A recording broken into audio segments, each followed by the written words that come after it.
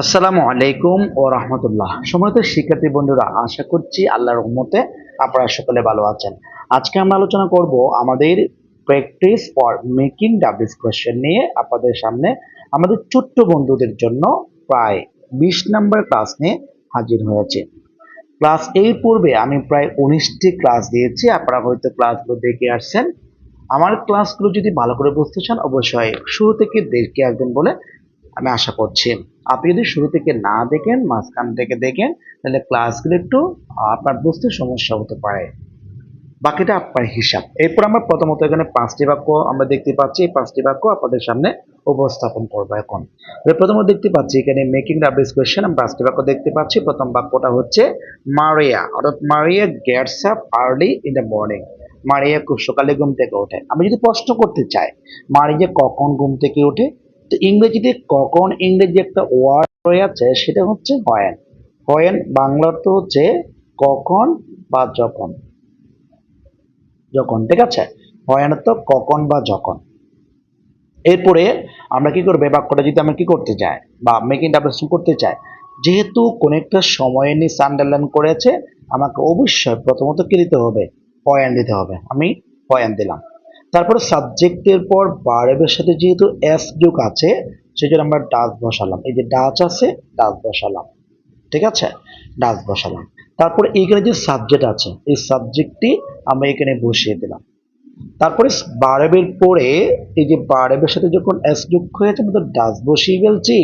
তো এইখানে তো আবার গ্যাস হবে না, কারণ একই বাক্যের মধ্যে ডাস থাকা সত্ত্বেও আপনি কখনো যদি গ্যাস করেন তাহলে সেটা বলবেন। যেমন আমাদের অনার্স দ্বিতীয় বর্ষ বা ডিগ্রি দ্বিতীয় বর্ষে একটা ইংরেজি কি আছে, বাধ্যতামূলক একটা ইংরেজি সাবজেক্ট রয়েছিল বা ছিল, এখন আছে কিনা আমি নট শিওর, আশা করি আছে।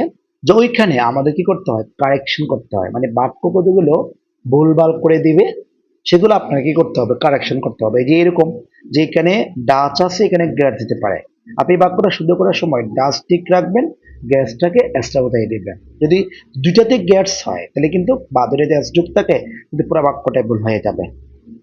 আচ্ছা, তাহলে আমি 1 নম্বরটা বোঝাতে সক্ষম হয়েছি। এরপর আমরা বি নাম্বার দেখবো।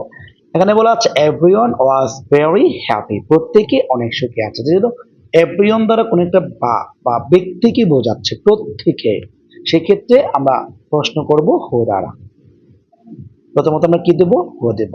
তারপর এখানে টু বি ভার্ব ছিল, টু বি ভার্ব গুলো যা যা আছে বসিয়ে দেয়া, বাক্য শেষে আমরা কি দেব, প্রশ্নবোধক চিহ্ন দিলে আমাদের মেকিং ডাব্লিউএস কোয়েশ্চেন সম্পন্ন করলাম।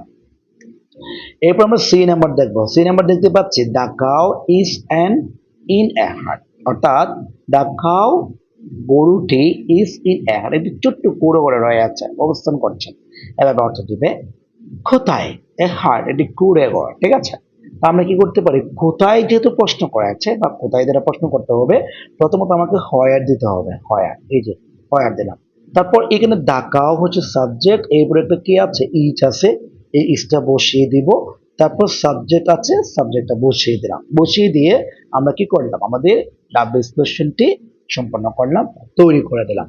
এরপর আমরা কি করব, আমাদের ডি নাম্বার যে প্রশ্ন আছে, ডি নাম্বার প্রশ্ন দেখতে পাচ্ছি he likes apples and bananas, অর্থাৎ তিনি অ্যাপল এবং ব্যানানা কি করেন, পছন্দ করেন। প্রশ্ন করতে গেলে তিনি কি পছন্দ করেন, কি কি পছন্দ করেন, তো কি ইংরেজি কি, হোয়াট।